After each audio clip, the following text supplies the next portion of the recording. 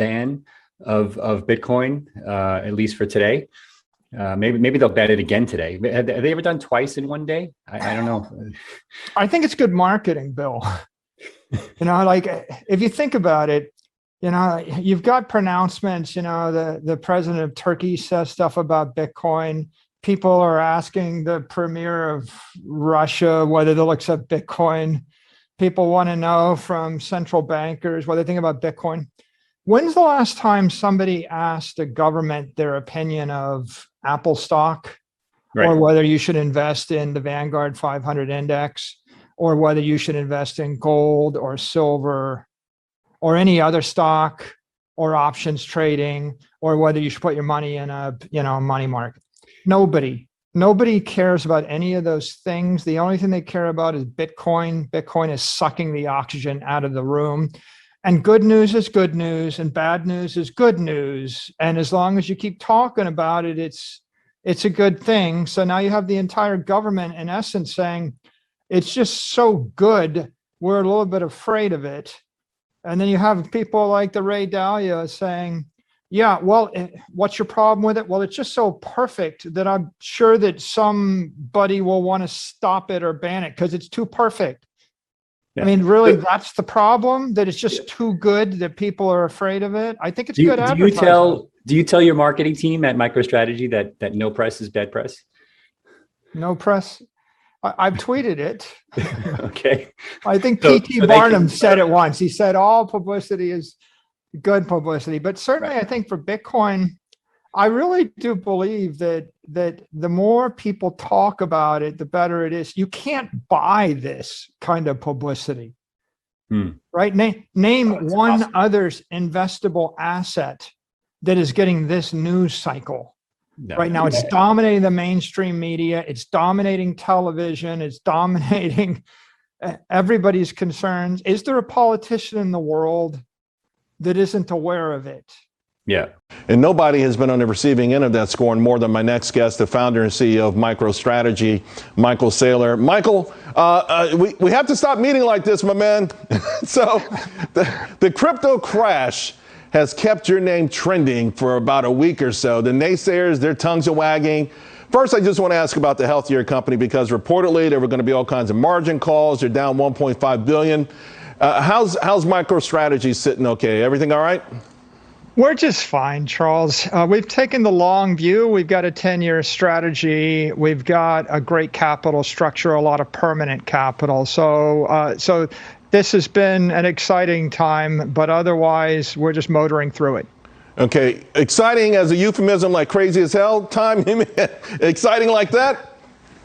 Look, Bitcoin's gone through 3 boom and bust cycles in the last 2 years since we got involved. So if you're a short-term investor, this is a high risk, high beta, high volatility asset. But if you've got a 10-year time view, if you're a long-term investor, it looks like a low-risk store of value asset. So it all comes down to what's your time horizon and what are you looking for out of the asset. Let's talk about some of the things that might have, because of the news and some of the headlines and some of the reactions, maybe what it could mean for the evolution of this whole thing, right? Because every time there was a headline in crypto, Bitcoin, of course, went lower. What does it say about the notion of the whole thing being so decentralized, and also maybe a need for some form of regulation? Well, I think it's an immature asset class that is maturing, and I think that any form of regulation is going to be good, right? As the SEC, the CFTC, the FASB, the FDIC, as any of them give guidance, the OCC, it's all going to be good for Bitcoin because, look, there's one number you should keep in mind: 100. 100 is the number of hours that a reasonable person needs to spend to understand how this network works and why it's special. And it's 100 times bigger than the next substitute or the next competitor. So once you understand what it is, if you have a long time horizon, you realize that it's fairly unique. Mm-hmm. And now you're just waiting for the rest of the world to understand what it is. And many people take their cues from the government, like it or not. And so if the government clarifies the difference between a commodity, a security, a currency, and how you can use these things, I think that opens up a much easier path for institutional investors, mainstream investors, and corporations to get involved. So you've been seen as the sort of Pied Piper of Bitcoin, and some people are suggesting that maybe you've gone too far, that you've been irresponsible for instance, suggesting people mortgage their homes and businesses. I want to share a soundbite with you in the audience and then get your feelings on that. And if you absolutely love the thing that you don't want to sell it, go mortgage your house and buy Bitcoin with it. And if you've got a business that you love because your family works for the business, it's in your family for 37 years, and you can't bear to sell it, mortgage it, finance it, and convert the proceeds into the hardest money on earth, which is Bitcoin. So there are people I respect who say you go too far with those kind of proclamations. What do you say?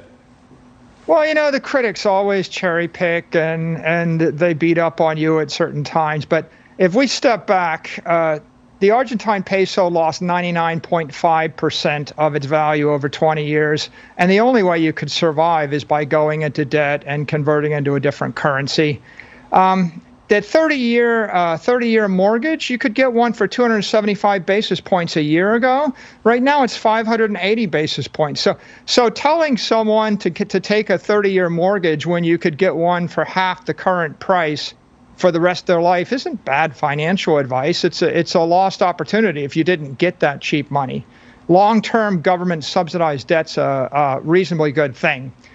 If you step back and look at the big picture from first principles, look, Bitcoin's up 52% on average per year for the past 2 years. For the last 5 years, it's a 51% ARR. For the past 10 years, it's 124% ARR. And that's 10x better than NASDAQ over the past 2 years. So, you know, there's no statues to critics. I think that the critics need to give people a solution to their problem. And I think if the inflation rate is higher than the interest rate, you would rather be a debtor than a creditor. And a person's just got to take a long view, look out over the decade, and ask themselves, you know, how do I want to be positioned financially? And if you can do that, there are opportunities. The bottom line, I always say, Michael, is that you have put your money where your mouth is. So there's a lot of cheerleaders out there. A lot of folks have pom-poms. You have the ultimate skin in the game. I appreciate you taking the time with us as well. Thank you so much, my friend. Yeah, thanks for having me, Charles. All right, see you soon. One key investor and proponent of Bitcoin is Michael Saylor, who turned his software business MicroStrategy into one of the world's largest public holders of Bitcoin. At the end of March, the company had over 129,000 Bitcoin valued at nearly $3 billion. Saylor has bet big, borrowing millions from crypto bank Silvergate to buy more, but recent declines have raised questions over whether it is Bitcoin or bust. Michael Saylor, CEO of MicroStrategy, joins us now. Michael, great to have you on the show. Let's just rule that out to begin. Can we say no matter what the level of Bitcoin, there will be no bust? We're in here for the long term. Bitcoin's going to outlast all of us. I'm quite sure of that. And what about sitting on paper losses of, what, $1 billion in the Bitcoin portfolio? Can I just confirm you've not sold any? So it is paper losses, it's not been crystallized? No, we're not a Satoshi. We're committed for the long term. I think you got to step back and look at the big picture. The S&P's got the worst start since 1970, so we're witnessing the birth of a new industry during the worst financial crisis of 50 years. If you roll the clock back to 1900, there were 3,000 car companies. When Spindletop was discovered in Beaumont, Texas in 1901, 1,500 oil companies were launched in a single year. You know, lots of them went bust, 99%, but the rest is history. We've got cars. Oil business is a huge business. It changed the future of the world. And if you look back 100 years, no one's going to remember who made money or losing money building New York City. And I think that people that understand Bitcoin understand that this is the same thing. This is a totally new industry.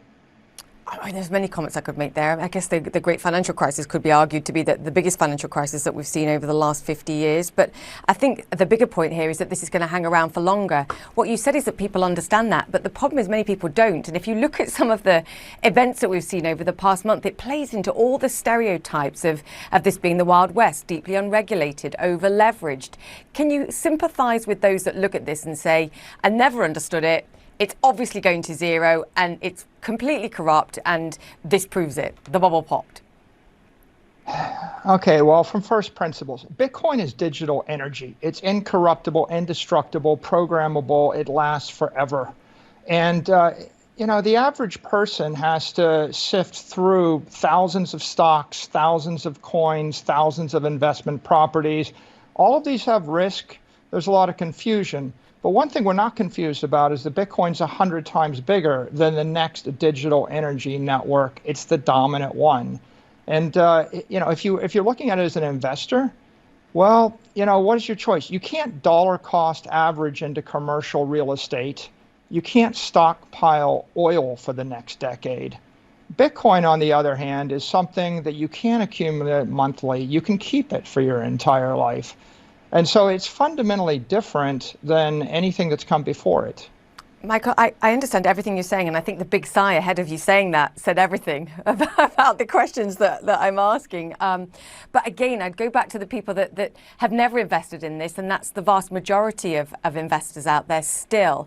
And they look at this and say, just because Bitcoin, as an example, is way bigger than the other, 19,000 digital currencies or tokens out there, doesn't make it a good investment prospect. So I guess I asked the same question, and you have to give me a different answer, and I apologize for that.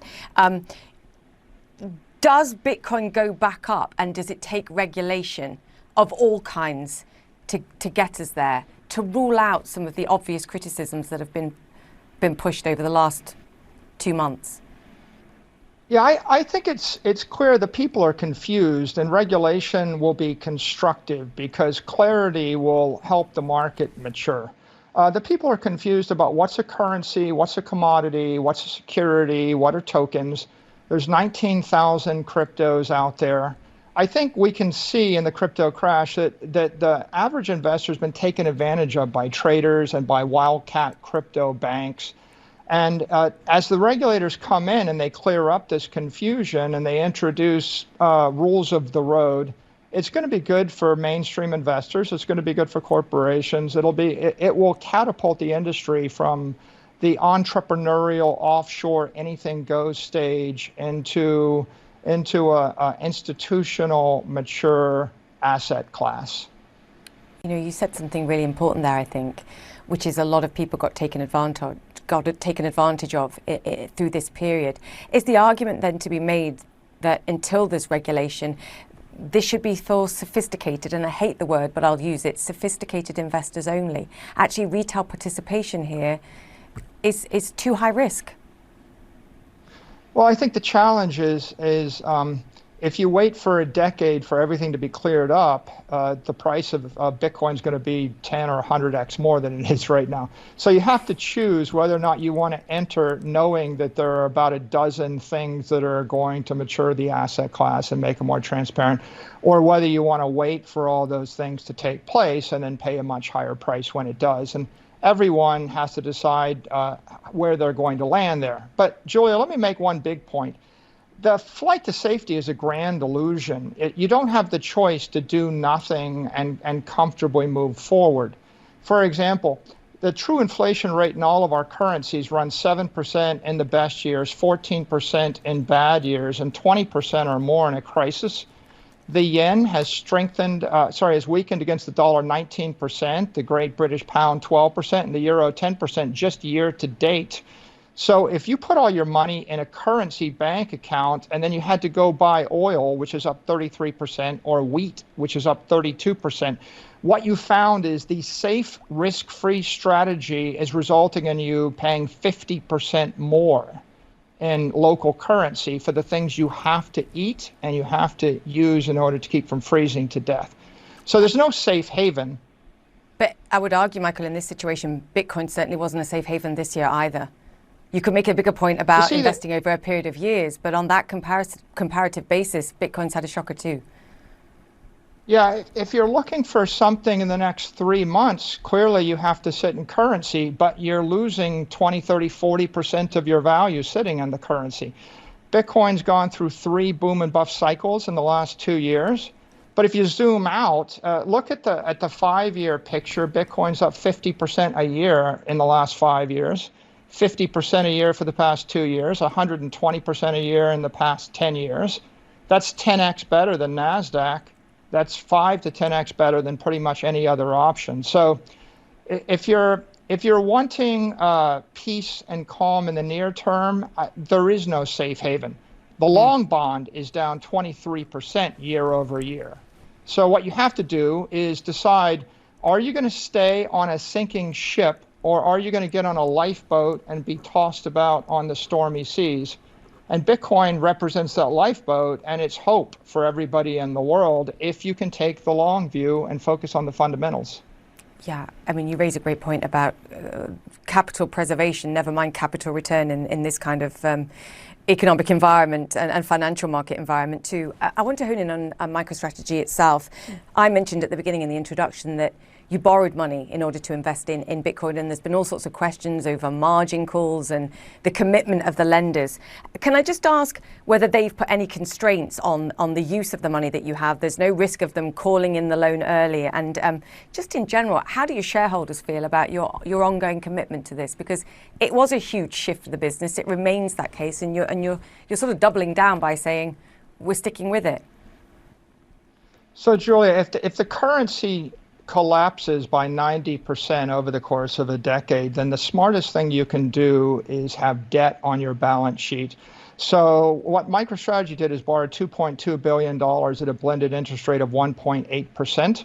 The junk bond yield rate is 8.5% right now.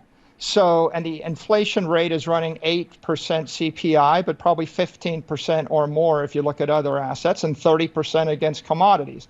So we took a debt position paying effectively 1% to 2% interest on long-term debt. Most of it, in fact, none of that debt I mentioned is collateralized by Bitcoin. It's not mark-to-market debt. We have a very thin layer, like 200 million against a multi-billion-dollar balance sheet, which we have to collateralize, and we're 10x over-collateralized. Right. So our balance sheet is great. Our position is, when the inflation rate is running dramatically higher than the interest rate, you're better off to be a debtor than to be a creditor. And that's cheap debt in this environment too. Very quickly, yes or no, have you bought more in recent weeks?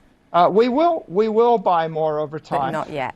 We don't sell, we just keep accumulating, and we do it with our cash flows. So as we generate more cash flows, we buy more Bitcoin. Great to have you with us. Thank you, Michael Saylor, the CEO of MicroStrategy there. Thank you, sir. I also wanted to ask you, you can't just keep printing money the way that we are, the quantitative easing and the fractional reserve banking, and we're at this point with the reverse repo and just historic highs for the NASDAQ and the S&P. Do you expect there to be some historic crash? Because some people are expecting that. I think the way this will go is the bankers in the Western world will continue to inflate the money supply until they get to a point where they can't anymore. And they will pay for all the deficits with inflation until they can't. And at the point that they can't, they'll switch to taxation. And the taxation will come, it'll come progressively in the form of income taxes, and then the third phase, it'll come in the form of property taxes. What I do know is that Bitcoin is the best property to hold when that time comes. If you hold a building in California, you won't be able to move it to Wyoming, but you will be able to move the Bitcoin from California to Wyoming. So as we look forward, there'll be inflation, and you want to own property to protect yourself from inflation. But you want to own the highest quality property, and the definition of highest quality property is hardest to steal, hardest to tax, easiest to move, most desirable by everybody on earth. So what will it take to get other big corporations like the Googles and the Apples and the Facebooks into Bitcoin? Do you just expect it's a matter of time, or what's needed to make it happen? I think on the operational P&L side, I think they'll build Bitcoin into the Google Pay, Apple Pay, into Facebook, because they need to do that to compete with PayPal and Square Cash. That'll happen naturally because of the tech imperative. And I think they'll do that because that's in their best interest to do that.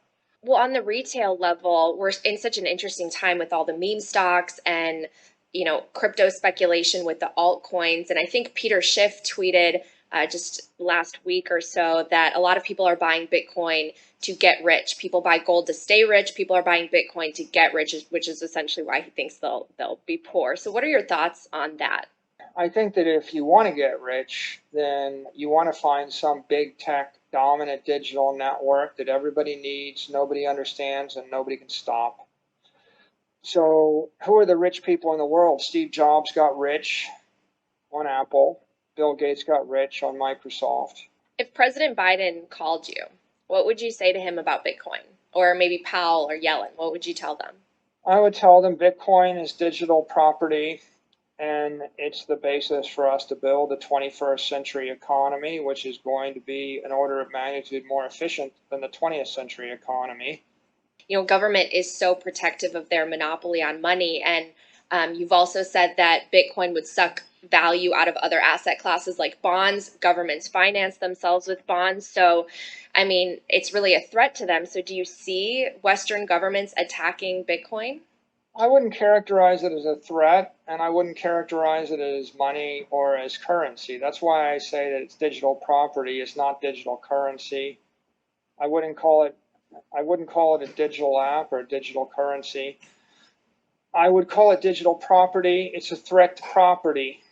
It's particularly a threat to other forms of property. Gold is property, real estate is property, but I don't think the United States government is threatened by real estate or buildings or companies or gold in the United States. You're going to pay taxes on your Bitcoin. I mean, like you pay when you sell your house, and when you sell your gold, and when you sell your stock, and when you sell your bonds, if you have a capital gain on them, you're going to have to pay capital gains tax on it. So that's the way I see Bitcoin as digital property. It should be no more threatening to the government than digital music or digital books are threatening the government. That doesn't mean, by the way, they won't regulate it. I mean, the government will, digital video, right? I mean, YouTube is allowed to exist, but there are people with concerns about what video. You can't just post any video on YouTube. So let's say we adopt the Bitcoin standard. We convince people that it is the most pristine collateral, and maybe we even peg the dollar to Bitcoin. What does that world look like? You see Bitcoin coexisting with the dollar?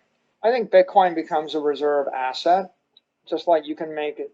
MicroStrategy made it our reserve asset, and our stock is backed by Bitcoin, and our stock went from $120 a share to $600 a share. So you could make it the reserve asset in El Salvador and use the dollar that El Salvadorians have, or they could issue another currency.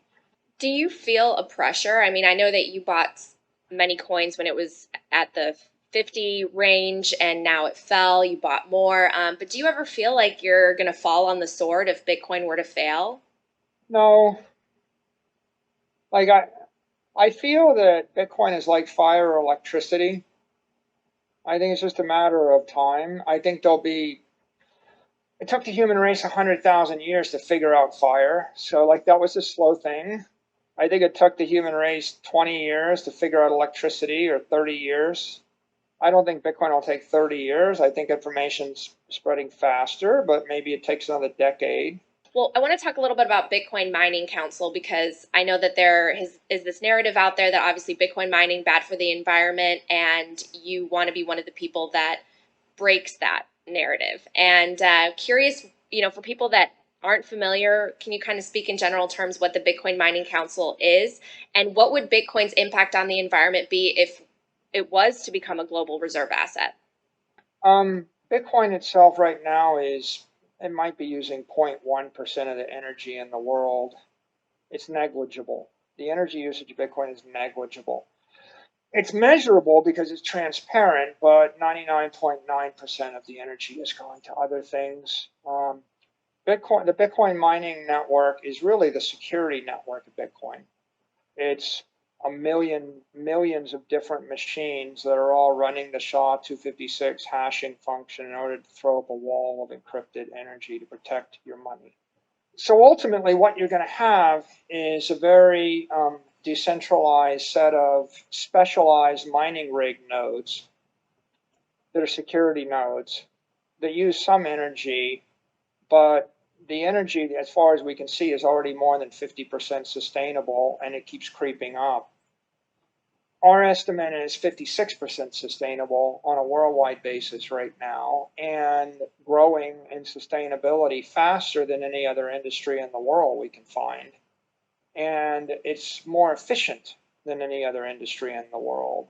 If Bitcoin becomes a $100 trillion or $200 trillion network, you know, the amount of energy used is, I mean, it might be 3 times as much or 2 times. It might be 0.2% of the energy in the world instead of 0.1% of the energy in the world. It might be 0.3% of the energy in the world, but it'll be clean, renewable energy distributed through extremely efficient, specialized mining nodes using extremely efficient ASIC mining rigs.